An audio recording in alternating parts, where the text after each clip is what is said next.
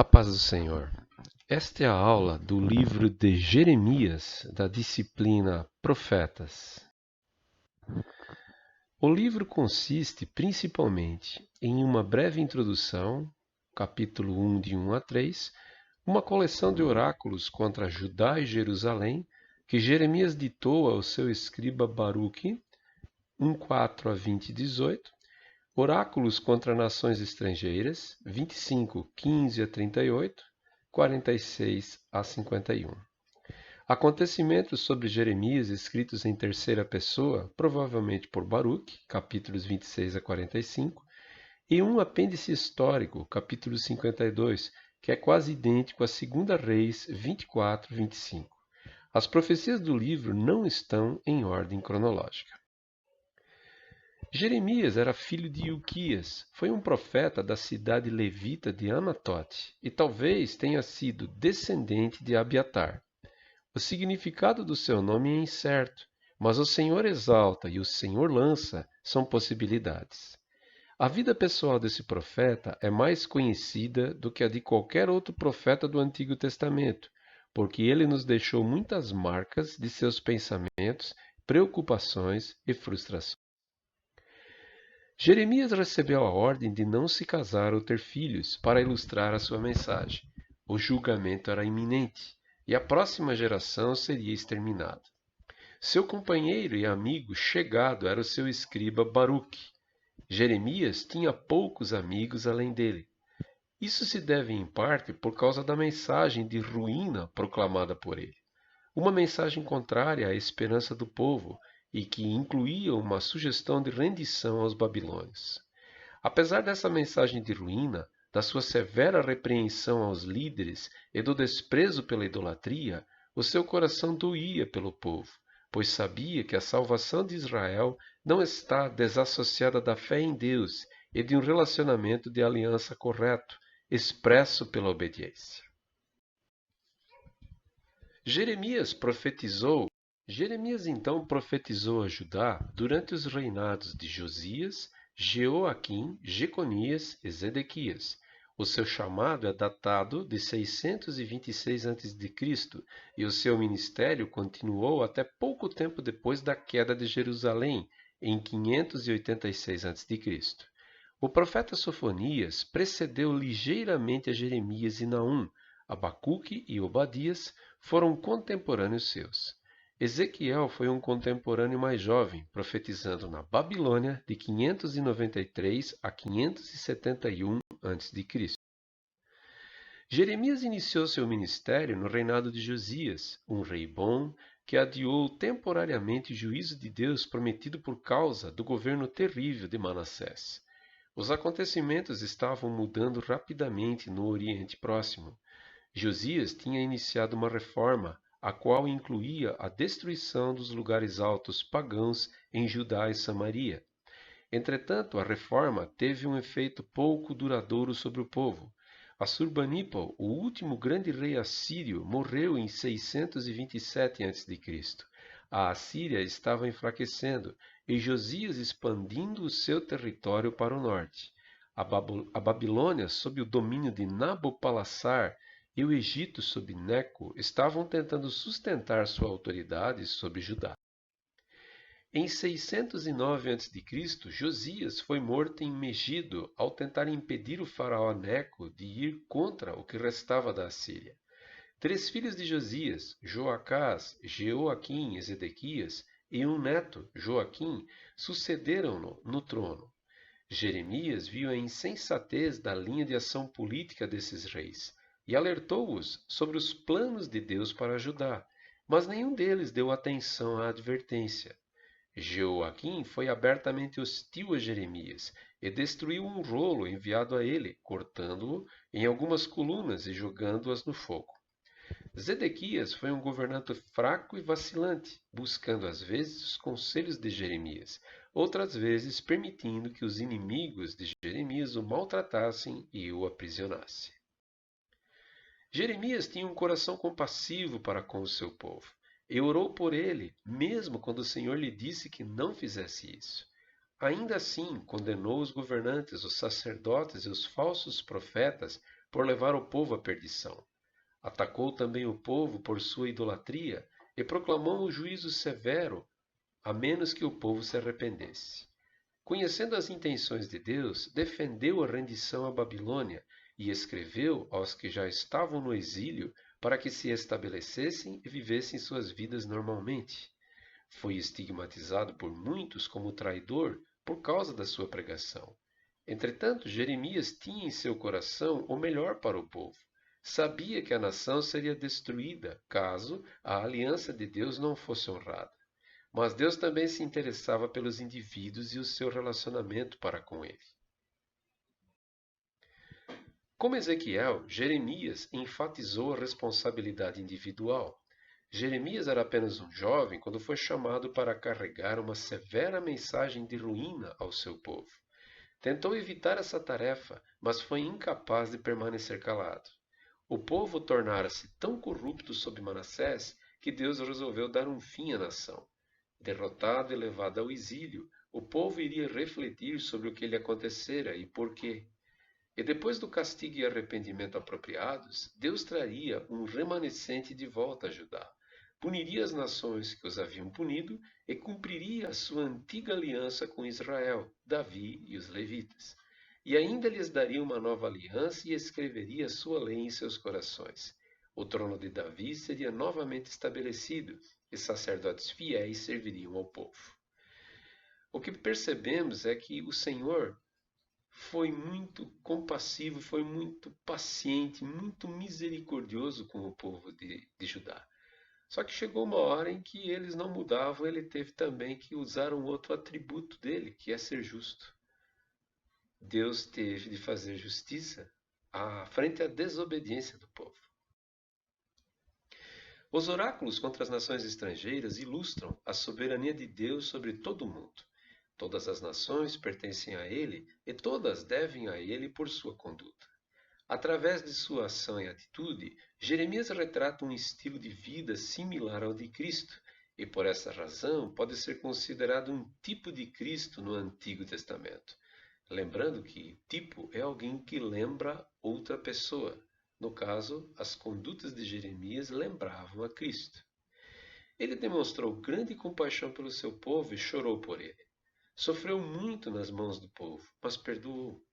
Diversas passagens de Jeremias são aludidas por Jesus em seu ensino. É, pois, esta casa, que se chama pelo meu nome, um covil de salteadores aos vossos olhos? Que tendes olhos e não vedes? Que tendes ouvido e não ouvis? Achareis descanso para a vossa alma. Ovelhas perdidas formam meu povo. Um símbolo do Espírito Santo é o fogo. Deus assegurou a Jeremias: converterei as minhas palavras na tua boca em fogo. 5,14.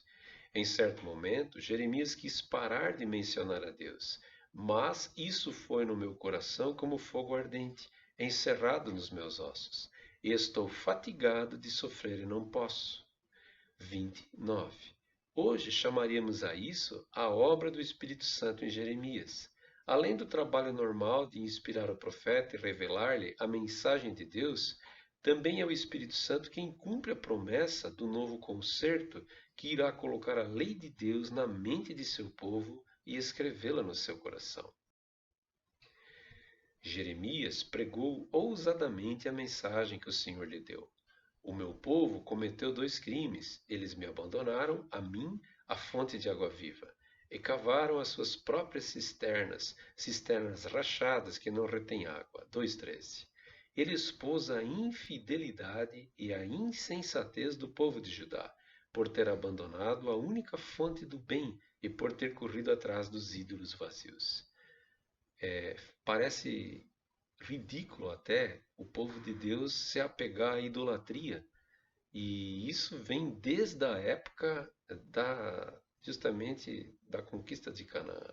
E Deus sempre alertando o povo para que não fizesse isso. E o povo insistindo em ser idólatra. Infelizmente isso não mudou. Hoje muitas pessoas são idólatras. Lembrando que ser idólatra não é somente alguém que adora imagens, mas idólatra é tudo aquilo que põe algo no lugar de Deus. Jeremias não entendeu a razão pela qual o Senhor deixou o caminho dos ímpios prosperar. Ele queria saber até quando a terra iria sofrer por causa da perversidade deles, que Deus estava aparentemente tolerando. Era especialmente difícil para os santos no Velho Testamento porque não tinham nítida visão da vida eterna. Foi Cristo que trouxe à luz a vida e a imortalidade por meio do Evangelho. 2 Timóteo 1,10. Antes de Cristo, os fiéis esperavam bênção ou castigo nesta vida. Então, quando o Senhor deixava os ímpios permanecerem impunes, era bastante difícil para irmãos como Jeremias entenderem. A nossa recompensa em Cristo Jesus é o céu. Para o judeu do Antigo Testamento, a recompensa era na terra. Por isso que eles tinham dificuldade de entender como Deus não era justo com os ímpios. A resposta do Senhor à angústia de Jeremias era bem chocante. Ao invés de simpatizar e confortar, o Senhor repreendeu e desafiou. Deus revelou que a situação já era pior do que ele imaginava. Até mesmo seus irmãos e a sua própria família traíram você e o perseguem aos gritos. Não confie neles, mesmo quando lhe dizem coisas boas. 12:6. Não eram apenas os compatriotas da cidade nativa que estavam tramando contra ele, eram os próprios familiares. Ele já passou por trechos angustiantes, mas a realidade ficou pior ainda. Deus mostrou que os sofrimentos de Jeremias eram bem mais leves do que os dele mesmo. Abandonei a minha família, deixei a minha propriedade e entreguei aquela a quem amo nas mãos dos seus inimigos. O povo de minha propriedade tornou-se para mim como um leão na floresta. O que o Senhor estava passando era bem pior do que os sofrimentos de Jeremias, pois ele tinha que abandonar o que ele criou e tanto amou.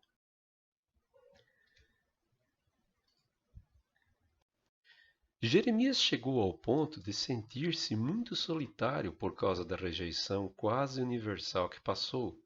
Todos me amaldiçoam, Jeremias reclamou, e afirmou que não tinha feito nada para merecer tal horror. 15:10-11. Jamais me sentei na companhia dos que se divertem. Nunca festejei com eles. Sentei-me sozinho porque a tua mão estava sobre mim e me encheste de indignação. 15:17. Foi bem duro para Jeremias ser excluído de tudo por causa da tarefa severa que ele possuía de anunciar a palavra do castigo. Ninguém queria se associar com ele. Por isso, Jeremias voltou-se contra o Senhor. Porque é permanente a minha dor, e a minha ferida é grave e incurável. Por que te tornaste para mim como um riacho seco, cujos mananciais falham? 15:18. Antes, Jeremias havia pregado que Deus era a fonte de água viva. 2:13. Mas agora o chamou de riacho seco. Até mesmo grandes homens de Deus caem. Você vê que a parte da alma interfere bastante. Por isso que a única segurança nossa é realmente o Senhor. A nossa alma, ela não é confiável. A resposta do Senhor à reclamação de Jeremias é surpreendente. De novo, ao invés de simpatizar com Jeremias, o Todo-Poderoso desafiou: se você se arrepender, eu o restaurarei, para que possa me servir. Se você disser palavras de valor e não indignas, será o meu porta-voz. Deixe este povo voltar-se para você, mas não se volte para eles.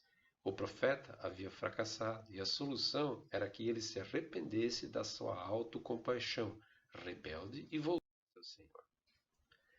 Só assim ele seria o porta-voz do Senhor. Desde que ele já era o porta-voz do Senhor, esta promessa que ao se arrepender ele se tornaria novamente o porta-voz. Significa que estas queixas contra o Senhor já haviam tirado dele esta função. Deus estava lhe dando uma segunda chance, mas ele não deu ouvido às reclamações. Ele não achou a situação insuportável para Jeremias. E depois ele repetiu as palavras do chamamento. Assim, mostrando que as instruções de que Jeremias necessitava para vencer o desafio estavam já em suas mãos. O projeto do Senhor não é que paremos de sofrer nesta terra, mas que as angústias fortaleçam nossa fé, ao ponto que fica muito mais valiosa do que o ouro que perece, mesmo que refinado pelo fogo, o que resulta em louvor, glória e honra, quando Jesus Cristo for revelado. 1 Pedro 1,7. Não importa a dureza dos momentos aqui. São leves e momentâneos em comparação com a glória eterna que pesa mais do que todos eles. 2 Coríntios 4,17. Que aprendamos com Jeremias a suportar sofrimentos e sem autocompaixão. É muito complicado, porque em meio ao sofrimento, o ser humano tende a se esquecer daquilo que Deus já lhe fez. Jesus disse que no mundo nós teríamos aflições, mas que nós tivéssemos bom ânimo, porque Ele venceu o mundo. O que podemos entender com essas palavras é de que temos que suportar sofrimentos. O cristianismo não é para pessoas moles. Somente pessoas com coragem e determinação resoluta terão a força necessária para prosseguir neste caminho. Cristo cria bons soldados, não mimando-os, mas deixando-os passar por grandes dificuldades. A preparação militar, ou até mesmo o treino esportivo, é duro. Nenhum general orienta suas tropas dando-lhes o máximo de conforto e descanso. Nenhum técnico fortalece seus atletas sem dor e suor. Do mesmo jeito, podemos nos preparar para passar por momentos duros na vida cristã, porque o Senhor quer que fiquemos fortes e firmes. Talvez nós já imaginamos que a vida é bem difícil, mas essas dificuldades podem ser designadas meramente como entrada às verdadeiras provações do futuro. Mesmo no chamado inicial de Jeremias para profetizar, o tema é mencionado, Jeremias 1,16. Jeremias foi chamado para profetizar exatamente porque o povo de Deus quebrou sua aliança com o Senhor. Eles o abandonaram. Eles adoraram ídolos. Essa é a petição de Deus contra eles. Israel trocara o Deus verdadeiro por ídolos. Assim diz o Senhor, que injustiça acharam vossos pais em mim, para se afastarem de mim, indo após a vaidade e tornando-se levianos. Jeremias 2,5. A seguir, o Senhor divide essa acusação em duas outras mais específicas. Porque o meu povo fez duas maldades. A mim me deixaram o manancial de águas vivas, e cavaram cisternas de rotas que não retêm as águas. Primeiro, eles o abandonaram, e segundo, cavaram seu próprio poço da vida inaproveitável. Alguns versículos adiante, Deus, com outra imagem chocante, descreve que tudo isso representa. Eles são como prostitutas, Jeremias 2,20, e Deus continua apresentando o seu caso. Jeremias foi chamado para profetizar exatamente porque o povo de Deus quebrou sua aliança com o Senhor. Deus enviou Jeremias para transmitir a mensagem do julgamento vindouro, mesmo contra o povo que se chama pelo nome do Senhor. Na verdade, a promessa de justiça era especificamente contra a nação santa, porque era chamada pelo seu nome. Jeremias 6,30. Deus responderia principalmente à desobediência do povo com um exército. Ele destruiria a nação. O Senhor simbolizou essa destruição com um vaso de barro que mandou Jeremias comprar e destruir na frente da multidão, com as seguintes palavras: Assim diz o Senhor dos Exércitos: Desse modo quebrarei eu este povo e esta cidade como se quebra o vaso do oleiro. Jeremias 19:11. Deus revela-se no livro de Jeremias e em outras passagens como um Deus pessoal, que é santo e que se importa. Ele, em seu amor, não nos deixará como pessoas quebradas, feridas, obstinadas, frustradas consigo mesmas e caídas, como estávamos quando Ele nos encontrou. Em Cristo, Ele nos ama de forma eficaz e nos faz melhor do que somos. Na verdade, no fim, Ele nos fará perfeitos, como Cristo. A grande diferença, queridos, é que Ele é o oleiro perfeito. Ele nos criou. Ele nos formou. Nas mãos dele, nós estamos bem. Às vezes é necessário que ele nos quebre, às vezes é necessário que ele nos mude, nos transforme. Mas com certeza a finalidade dele é nos fazer parecidos com Cristo Jesus.